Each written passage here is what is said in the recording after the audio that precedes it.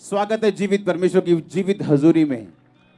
मेरा ये विश्वास है आज का वर्ड, आज की मीटिंग ये हेवन में डिजाइन हुई है आप लोगों के लिए। बैठ जाओ अपने शरीर में। हालेलुया। पहला दानियेल 1 उसकी 3 आयत 4 आयत को मैं पढ़ूंगा। तब उस राजा ने अपने खोजों के प्रधान अशनपज को आज्ञा दी कि इजरायली राजपुत्रों और प्रतिष्ठित पुरुषों में से कई ऐसे जवानों को ला जो निर्दोष, जवान, सब प्रकार की बुद्धि में प्रवीण, ज्ञान में निपुण, विद्वान, राज मंदिर में हाजिर रहने के योग्य हों और उन्हें कसदियों के शास्त्र और भाषा की शिक्षा दे। राजा ने आज्ञा दी कि उसके भोजन और पीने के दाख मधु में से प्रतिदिन उन्हें खाने पीने को दिया जाए। इस प्रकार 3 वर्ष तक उनका पालन पोषण होता रहे और उसके बाद वो राजा के सामने हाजिर किए जाएं। 6 आयत में लिखा, उनमें यहूदा की संतान से चुने हुए दानियेल, हन्न्याह, मिशाएल और अजर्याह नाम यहूदी थे। सब बोलो आमीन। बाइबल कहती है वर्ड, जो वचन आप सुनते हो, लिखा ये किसी मनुष्य की इच्छा के द्वारा नहीं लिखा गया। बाइबल में लिखा ये वचन परमेश्वर का सांस पाया हुआ वचन है। इसका मतलब ये है कि जब परमेश्वर ने आदम के ऊपर अपना सांस फूका था तो लिखा आदम जीवता प्राणी बन गया था। और लिखा सेम वर्ड में वही सांस है जो परमेश्वर के पास था। इसका मतलब जब भी आप परमेश्वर का वचन सुनेंगे कुछ जीवित होगा आपकी लाइफ में, कुछ बनेगा आपकी लाइफ में। ऐसा नहीं हो सकता कि आप परमेश्वर का वचन सुने और आप मुर्दा रहें। आपका लाइफ, आपका बिजनेस, फाइनेंस, लाइफ, बॉडी, सेहत, ऐसा नहीं हो सकता कि वो मुर्दा रहे अगर आप इस वचन की ओर कान लगाएं और इसको अगर मानने का प्रण अपने अंदर लें। हालेलुया। जो दानियेल का वर्ड आपने पढ़ा, लिखा राजा ने आज्ञा दी कि यहूदी लोगों में से किंग सीड को, जो राजाओं के बच्चे हैं, उनके रिश्तेदार हैं, उनको लेके आओ कि वो मेरे राज में काम करें। अच्छे लोगों को लेके आना और अच्छे लोगों की संतान को लेके आना कि वो मेरे राज में काम करें। लिखा दानियेल, हन्न्याह, मिशाएल, अजर्याह, जिनको आप शद्रक, मेशक और अबेदनगो बोलते हो, इन चारों जनों को अपने घर से छीन के राजा के भवन में उपस्थित किया गया कि वहां पे वो राजा के अनुसार जिएं, राजा का तैयार किया हुआ खाना खाएं और राजा के ही शिक्षा को सीखें, उसी राज की शिक्षा को लें और उसके बाद राजा के अंडर काम करें। इस आसमान के नीचे, इस धरती के ऊपर कुछ भी अपने आप नहीं होता। इत्तेफाक नाम का कोई शब्द इब्रानी भाषा में नहीं। इसका मतलब जो कुछ आपकी लाइफ में होता है उसका कोई ना कोई रीजन होता है।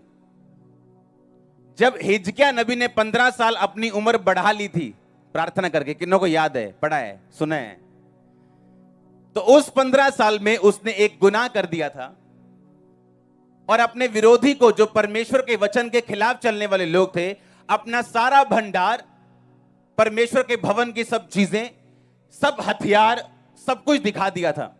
और नबी जब आया तो उसने गुस्सा किया कि तूने परमेश्वर के विरोधियों को सब कुछ क्यों दिखाया? अब ये सब कुछ तेरे बच्चों, तेरे वंश समेत चला जाएगा। और दानियेल उसी राजा हिजकिय्याह का वंश है। अब दानियेल के ऊपर जो मुसीबत आई उसके लिए दानियेल ने कुछ नहीं किया था। आप में से कितने हजार लोग ऐसे हैं जो इसलिए गरीब हैं? आपके परिवार के गुनाहों की वजह से, जनरेशनल कर्स की वजह से, या उनके डिसीजंस की वजह से। दानियेल की लाइफ की मुसीबत वो खुद नहीं था, उसका घराना था उसकी मुसीबत की जड़। उसने कुछ ऐसा नहीं किया था कि वो बंधुआई में जाए, किसी राजा के अंडर जाए, वहां की शिक्षा सीखे, विद्या सीखे, वहां का खाना खाने, वहां उसको हेल में से, ट्रबल में से गुजरना पड़ा। उसने खाना खाने से इनकार किया जो बाइबल के खिलाफ था, और साग पात, कड़वा साग पात और रोटी के साथ वो गुजारा करता रहा। अब जन्म लेना आपके कंट्रोल में नहीं। किस परिवार में आप जन्म लें, आपसे पूछा नहीं गया जन्म लेने से पहले। आपको कौन सा रंग चाहिए, कितनी हाइट चाहिए, कौन सा देश चाहिए, आपसे पूछा नहीं गया। बस आपका जन्म हुआ, चुनौती के अंदर आपका जन्म हुआ। अब मैं आपसे यह पूछना चाहता हूं, अगर दानियेल की तरह आपका भी जन्म कहीं हो गया, आपके ऊपर भी मुसीबतें हैं, आपके परिवार की वजह से, आपके समाज की वजह से, बुत परस्ती वाले लोगों की वजह से, आप क्या करेंगे? दानियेल के पास एक रीजन था कि मेरे बाप दादाओं ने गुनाह किया और मैं फंस गया। अब ठीक है, जो हो गया सो हो गया, लाओ जो लेके आना लाओ, खिलाओ शराब पिलाओ, जो नई बाइबल में लिखा वो भी आने दो।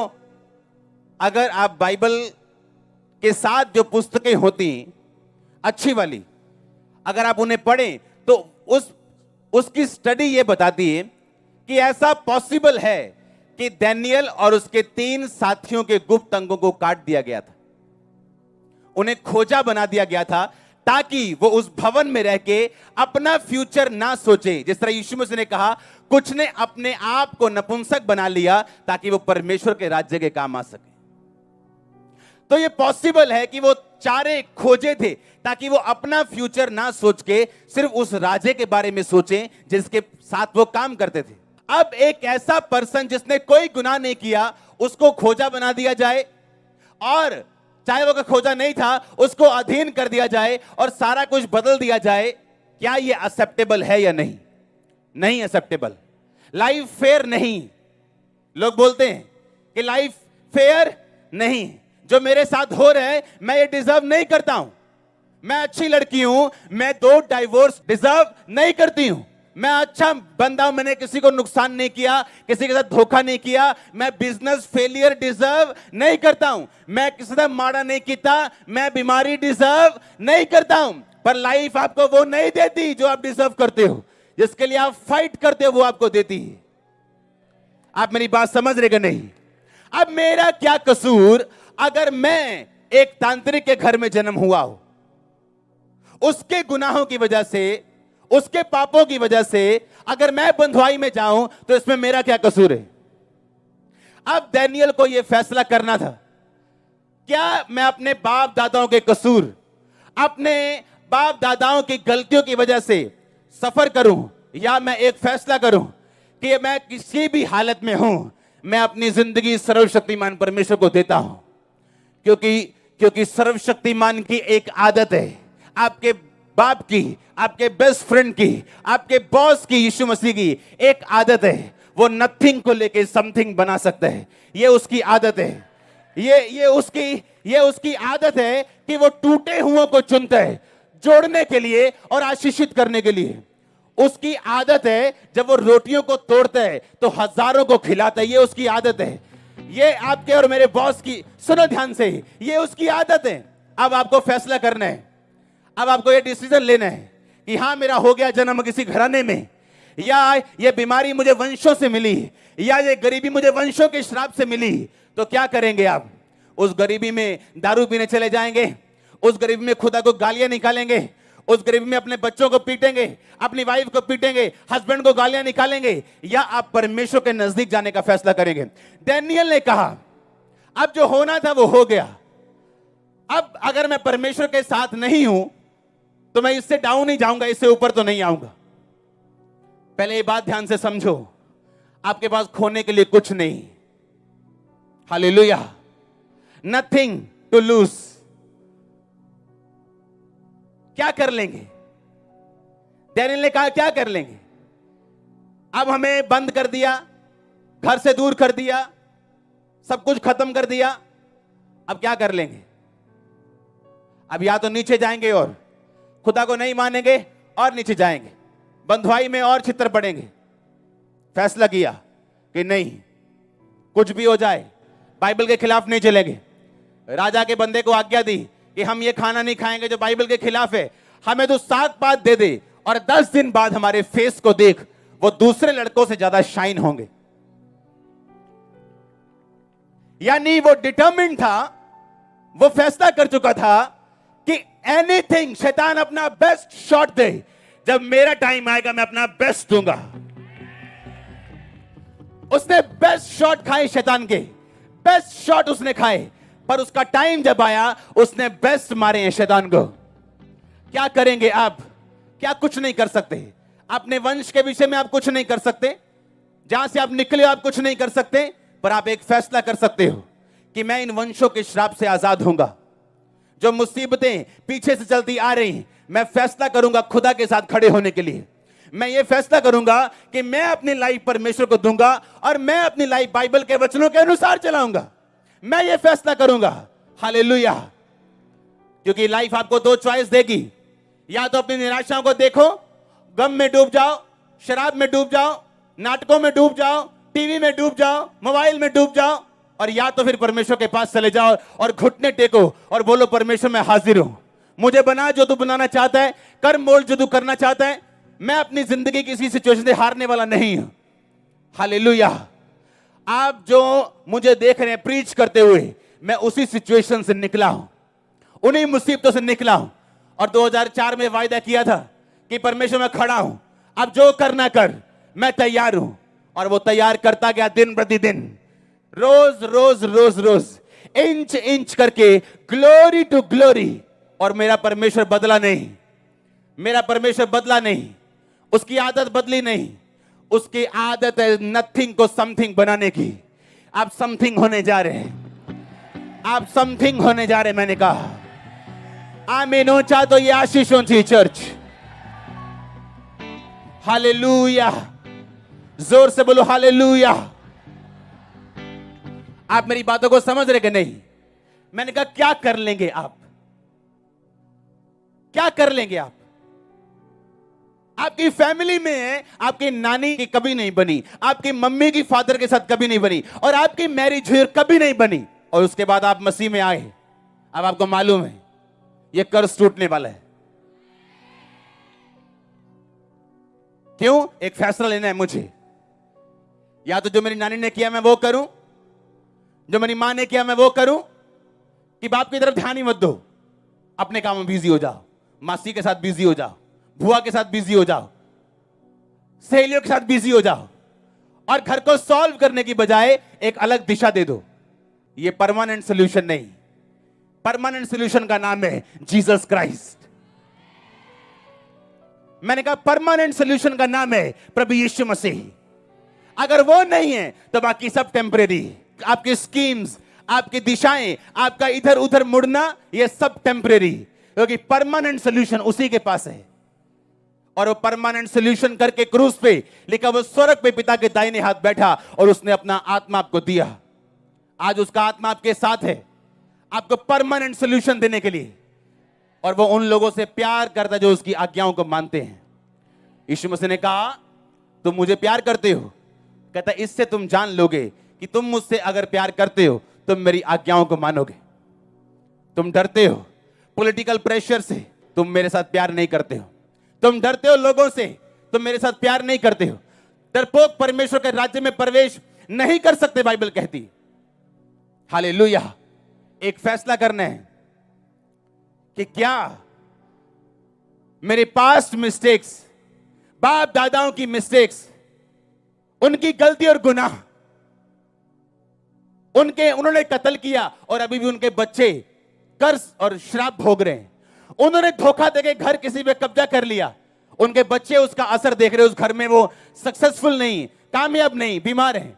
आपने फैसला करना है कि मैं अपने पास्ट के श्रापों से फ्री होना चाहता हूं या नहीं। हालेलुया। और एक ही तरीका आजाद होने का, मार्च करना यीशु मसीह की ओर। शैतान पीछे पकड़ने की कोशिश करे तो भी भागना है परमेश्वर की ओर। आपको टेम्परेरी सॉल्यूशन नहीं चाहिए, आपको थोड़े दिनों का हल नहीं चाहिए, गलत हल नहीं चाहिए। आपको परमानेंट हल चाहिए जिसका नाम वचन है, इसका नाम प्रभु यीशु मसीह। आप तैयार हैं उस हल को लेने के लिए? आप तैयार हैं परमेश्वर की ओर बढ़ने के लिए? ऐसा करना पड़ेगा और कोई हल नहीं हमारे पास, कोई प्लान बी नहीं। जीसस के पास एक ही प्लान है, प्लान ए। क्योंकि जब एक प्लान फेल होता है तो आदमी दूसरा प्लान पकड़ते हैं, और जीसस नेवर फेल्स, वो कभी फेल नहीं होता, उसका प्लान कभी फेल नहीं होता। आपने सीधी राह पकड़ ली, पकड़ के रखना, the best is coming next. अब डैनियल के पास फैसला था, मुझे क्या करना है, क्या जो दुनिया कर रही मैं वो करूं? बाकी भी तो बच्चे आए हैं दूसरे देशों से, वो भी तो खा पी रहे हैं, मुझे क्या प्रॉब्लम है? जैसे उनकी जिंदगी वैसे मेरी जिंदगी। या मेरे अंदर को मालूम है कि ये सही नहीं, मुझे फॉलो करना है, मैं अलग किया गया हूं, निज प्रजा हूं, चुना गया हूं, राज पदधारी हूं, अलग किया गया हूं, मैं लोगों के जैसे नहीं चल सकता हूं। बाकी यूथ जिस तरह चलता है मैं वैसे नहीं चल सकता हूं। बाकी लेडीज जो करती हैं अपने घर में मैं वैसे नहीं कर सकती। बाकी मर्द जो करते हैं घर के बाहर जाके मैं वैसे नहीं कर सकता। मैं अलग हूं। हालेलुया। मेरा प्लान अलग है, टारगेट अलग है। आपने इस टारगेट के अनुसार चलना भी। आमीन। आपको यह बात देखनी है कि लाइफ फेयर नहीं, लाइफ फेयर नहीं है, यह पक्की बात है। लाइफ आपको वो नहीं देती जिसके आप हकदार हो, जिसके लिए आप फाइट करते हो वो देती। आप वचन पे खड़े हो जाओगे और घुटनों पे लड़ोगे प्रार्थना में, लाइफ आपको सब देगी। मैंने कहा लाइफ आपको सब देगी, हाथ जोड़ के देगी, देगी आपको। इस दुनिया में बेचारों की कोई जगह नहीं, बेचारों की कोई जगह नहीं, फाइटर्स की है। आमीन। आप फाइटर बनने जा रहे हो in the name of Jesus. जब आप वचन पे चलेंगे, सब कुछ यीशु मसीह पे छोड़ देंगे, लाइफ को देखने का नजरिया आपका बदल जाएगा। आप देखेंगे हर एक चीज जो आपकी लाइफ में आई वो डिवाइन, ईश्वरीय प्लान्स, रीजन और सीजन के तहत आई। आप समझ रहे मेरी बात को? आप नोटिस करेंगे कि वचन पे चल के अगर आपने दुख भी सहा तो वो आपको तैयार करने के लिए। आपने सेटबैक देखा, वो आपको नए गियर में डालने के लिए था। आप देखेंगे अगर आप तैयार हैं सब कुछ यीशु मसीह को देने के लिए। उसके बाप दादाओं ने गलती की नहीं की? अगर डैनियल भी वही गलती करता तो जो बाप दादाओं के कारण आया था वो बना रहता। कुछ के बाप फेल हैं व्यभिचार के कारण। अब सेम स्ट्रगल बेटे की लाइफ में। अब उसे फैसला करना है कि मुझे भी वही राह पकड़नी है पापा वाली, या मुझे पवित्रता में जीना है।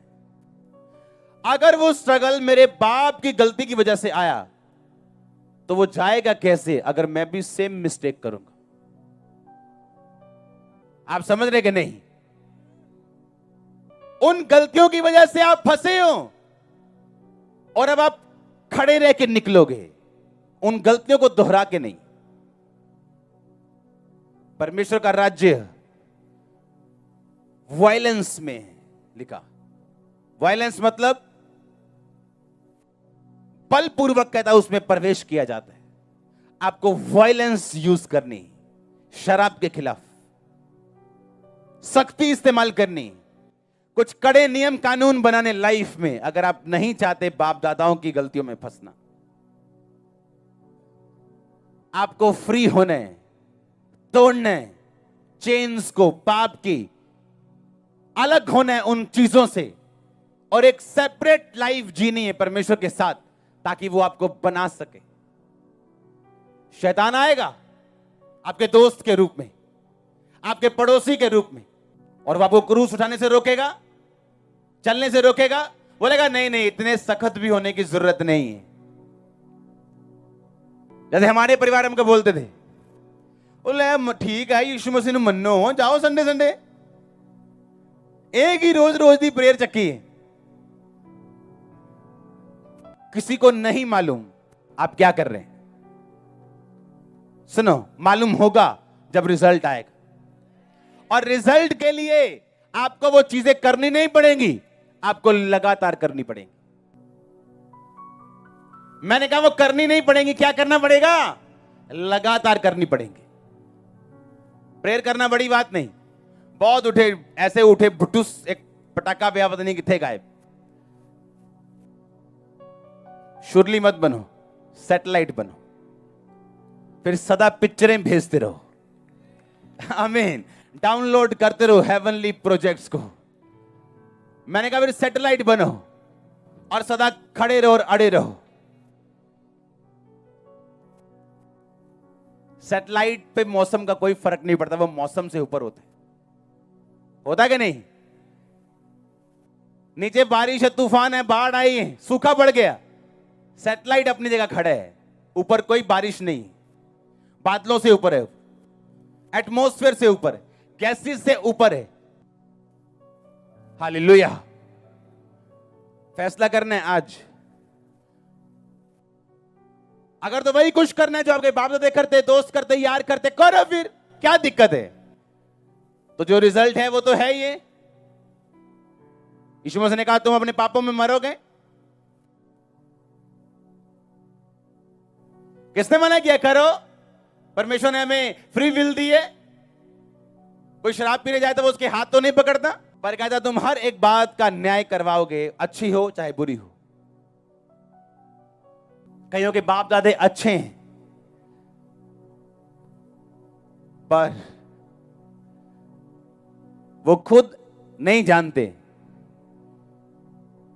कि ये मूर्ति को मानना या ये चीज करना ये गुनाह है बाइबल में, और आप सेम उस असर को ले रहे हो। बाइबल कहती जब तू मेरे वचन को तोड़ेगा, मैं 7 कितनी पुष्टों तक, पीढ़ियों तक, 7 पुष्टों तक, पीढ़ियों तक अनुग्रह करूंगा, पर जब सजा दूंगा 7 पुष्टों तक। अब उस 7वीं पुष्ट का कोई कसूर नहीं, वो एक ही तरह से बच सकता है अगर वो अपनी लाइफ परमेश्वर को दे दे। एक ही रास्ता है उसके पास। बोलते आपके दादा को शुगर थी ना? हाँ। पापा को थी? हाँ। आपको भी। मेरे दादा को शुगर थी, मेरे पापा को है। लाइफ मेरी 34 साल की उम्र हो गई, मैंने अपनी शुगर 120 से इधर उधर नहीं देखी होगी कभी भी। 118, 119, 120 जैसे कंप्यूटराइज शुगर होती, नेवर लाइफ में, क्योंकि मेरा डीएनए चेंज हो चुका है। मैंने अपनी लाइफ जब 2004 में परमेश्वर को दे दी थी, मैं वंशों के श्राप से छूट गया था, पर शैतान मुझे नहीं, अभी भी है, मैं तुझे संघर्ष दूंगा, प्रॉब्लम्स दूंगा, आप अड़े और खड़े रहेंगे तो उसे जाना पड़ेगा। आमीन। अगर फास्टिंग में कोई मेरी शुगर चेक करे वो 90 होती। अपने हाथों को उठाओ, बोलो मैं समर्पित करता हूं, मुझे चाहे मीठा पिला दो, सब कुछ 20 जो मेरा है प्रभु यीशु मसीह को देता। यीशु मसीह कुछ नहीं रख छोड़ता, आमीन। अपने पास मैं सब कुछ देता हूं। मालूम होना चाहिए आपको, अपने बनाने वाले को, जिसने मुझे रचा है, जनरेशन जिसने मेरे अंदर आत्मा डाला है, डॉक्टर बोलते हैं जो मेरा मालिक है, परिवार में जो मेरा सृजनहार है, नानी को जिसने मेरे लिए अपना लहू बहाया है, आपको हो रही, मेरे लिए जान दी है और मेरे लिए जी उठा है, मैं उसको सब कुछ देता हूं। आप लड़ेंगे, हाथों को उठाओ और समर्पित करो सब कुछ। कि मेरे बाप दादाओं की प्रॉब्लम्स मेरी नहीं। हालेलुया। अब फैसला हमारे हाथ में कि या हम अपनी वैसी लाइफ को कोशिश ही रख के, ना गर्म ना ठंडी, उन असर को अपनी लाइफ में बरकरार रखना चाहते हैं शैतान के, या हम गर्म होकर यीशु मसीह के पास भागना चाहते हैं और उन असरों से आजाद होना चाहते हैं। यीशु मसीह का कोई लेना देना नहीं है इसमें। वो तो कहता है तुम मेरे पास आओ, मैं तुम्हें आजाद करूंगा। अब हमने फैसला लेना है। आमीन। बाप दादाओं की गलतियां दोहरानी नहीं है, और अपने रास्ते चलना यीशु मसीह के, और आप फिर अपने बाप दादाओं की ब्लेसिंग का और आने वाले जनरेशंस की ब्लेसिंग का भी कारण होंगे। आप कर्ज ब्रेकर होंगे अपनी फैमिली में, पॉवर्टी ब्रेकर होंगे, गरीबी को तोड़ने वाले होंगे, श्रापों को तोड़ने वाले होंगे। आमीन। छोटा है। अरे जब यीशु मसीह को देखो तो उसकी तरफ चलो नहीं, भागो भागो। आपकी लाइफ को बेस्ट बना देगा। आपको छोटी मोटी दुकान नहीं, आपको टॉप का शोरूम बनाएगा। भागो उसकी तरफ, भागो भागो भागो। कुछ हो भी जाए मिस्टेक, भागो फिर भी। आमीन। कुछ भी हो जाए, भागो उसकी तरफ जाओ। लोग क्या कहेंगे? सबसे बड़ा रोग शाऊल को चिंता थी, लोग क्या कहेंगे। कहता शमूएल नबी, मैंने गलती कर दी, कोई परवाह नहीं है मुझे, पर तू नीचे जाके ना कुछ कहना मत लोगों को। लोगों की परवाह थी उसे। दाऊद ने पाप किया और नतान ने कहा है तूने पाप किया, रोया पीटा लोगों के सामने, माना मैंने पाप किया। उसे प्रभु की चिंता थी। गुनाह दाऊद का बड़ा था उससे, पर दाऊद बचा रहा। सजा मिली दाऊद को, बेइज्जती हुई दाऊद की, बड़ी खजल खराबी हुई उसके साथ, पर परमेश्वर के साथ वो बना रहा और बाद में ऊंचा भी हुआ। कितने समझ रहे हैं? लोग क्या कहेंगे, ये शाऊल की चिंता थी। परमेश्वर मेरे बारे में क्या सोचता है, ये दाऊद की चिंता थी। और परमेश्वर ने कहा मुझे मेरे मन के मुताबिक चराने वाला एक चरवाहा मिल गया, एक अगुआ मिल गया। लाइफ को बनाओ ब्यूटीफुल, बनाओ उसे। तुम्हारे हाथों में पावर ऐसे बनाने की। मैंने कहा बनाओ इसे ब्यूटीफुल, ग्रेट बनाओ इसे, कि लोग आपको देख के आपकी जैसी लाइफ देखने की कामना करें। और ऐसा होता नहीं जब तक आप फैसला ना लें। आपको डिसीजन लेना है। मैं आपको प्रोफेटिकली बता रहा हूं, 10 फेलियर आए आपकी लाइफ में, कोई प्रॉब्लम नहीं। जब 11वीं सक्सेस आएगी, लोग भूल जाएंगे failures.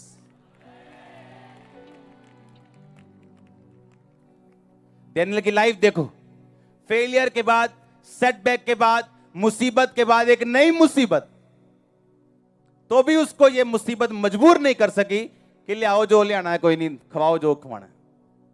No no no no no. अगर निराशा में ये ताली बज गई यीशु मसीह के लिए, तो भंगड़ा भी होगा बाद में। हाँ, अगर ये ऐसे ऐसे हो गया ना निराशा में, तो ऐसे ऐसे भी आपका होगा। अगर ऐसे ऐसे नहीं हुआ तो ऐसे ऐसे भी नहीं होगा। मैं सच कह रहा हूं आपको। अगर मन मार के भी ताली कि यीशु मसीह के घर में बैठे, आमीन, तो ऐसे ऐसे भी होने वाला है। आप समझ रहे मेरी बात को? आपको circumstances, business partner, wife, husband, भाई को गालियां देने की जरूरत नहीं। यीशु मसीह के करीब चले जाओ, वो आपको हर सप्लाई करेगा। हर चीज, इमोशंस हो, फाइनेंस हो, बंदे हो, स्वर्गदूत हो, हीलिंग हो, ताकत, एवरीथिंग सप्लाई आएगी। आप बिलीव तो करो। आमीन। मैंने कहा बिलीव तो करो। जीसस कभी बदलता नहीं।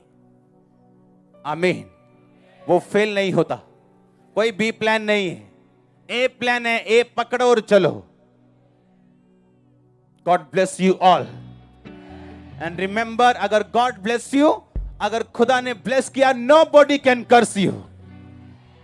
अगर खुदा ने आपको ब्लेस किया, कोई आपको कर्स नहीं कर सकता। मैंने कहा God bless you all. God bless your finances. God bless your business. God bless your bodies. God bless your children. खुदा आपको आशीषित करे पूरी रीति के साथ। आमीन। ऊंचा आशीष ऊंची।